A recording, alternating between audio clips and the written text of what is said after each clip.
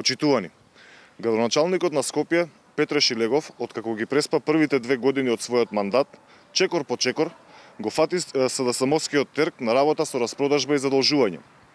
Петре Шилегов ја продаде новоизградената градска куќа за 12 милиони евра само затоа што му била мала и не се наоѓала на плоштадот во центарот на градот.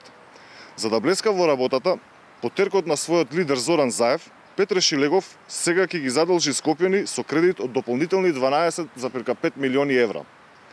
А последната рата од ова задолжување ќе биде исплатена дури 2 мандати после него.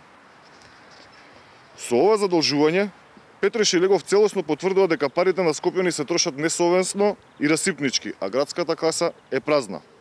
Еве, јавно го прашуваме. Каде ги потроши 12 милиони евра од продажбата на градската куќа? Каде ги потроши 12 милиони евра, ако знаеме дека новиот Луна парк и неговата изградба е целосно стопирана и не е приоритет за Петре Шилегов?